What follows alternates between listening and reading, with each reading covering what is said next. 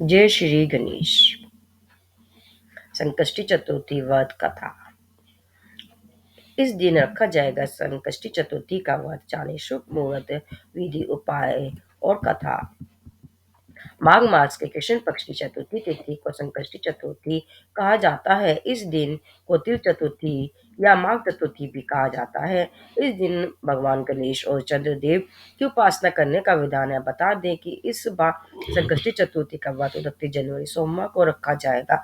मान्यता है कि इस दिन भगवान गणेश जी की उपासना से जीवन के संकट टल जाते हैं। संकट काटने की तिथि होने की वजह से इसे संकष्टी चतुर्थी भी कहा जाता है।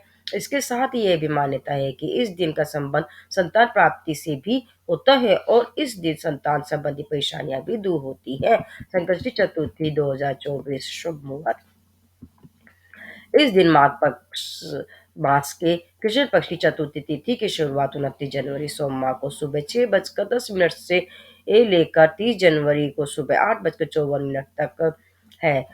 उदय तिथि के अनुसार संकष्टी चतुर्थी 29 जनवरी को ही मनाई जाएगी। साथ ही इस दिन चंद्रोदय का समय रात 9:10 रहेगा। संकष्टी चतुर्थी पूजन विधि। इस दिन सबसे पहले स्नान करने के बाद सूर्य को अर्घ्य देना चाहिए। इसके बाद गणेश जी की प्रतिमा स्थापित करें। इसके उसके बाद गणेश जी को तिलक लगाएं, दुर्वा जल, चावल, जनेऊ अर्पित करें।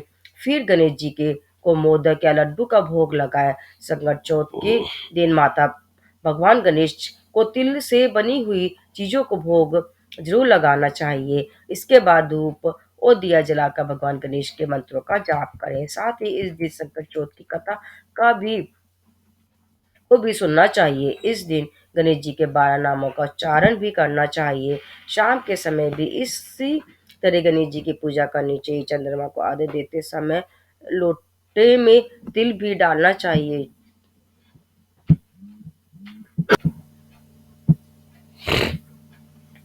गाय की सेवा भी जरूर करनी चाहिए। शाम को चंद्र दर्शन के बाद व्रत का पालन करना चाहिए। संकट चतुर्थी की व्रत कथा। इस दिन भगवान गणेश को अपने जीवन के सबसे बड़े संकट से निकाल कर आए थे, इसीलिए इसे संकट चौथ कहा जाता है। एक बार माँ पार्वती स्नान के लिए गई तो उन्होंने दरबार पर गणेश को खड़ा कर दिया और किसी को अंदर नहीं आने देने के लिए कहा। जब भगवान शिव आए तो गणपति ने उन्हें अंदर आने से रोक दिया। भगवान शिव क्रोधित हो गए और उन्होंने अपने त्रिशूल से गणेश जी का सिर धड़ से अलग कर दिया। पुत्र का यह हाल देख माँ पार्वती विलाप करने लगी और अपने पुत्र को जीवित करने की हट करने लगी। जब माँ पार्वती ने शिव से बहुत अनुरोध किया तो भगवान गणेश को हाथी का सिर लगाकर दूसरा जीवन दिया गया और गणेश गजानन कहलाए जाने लगे।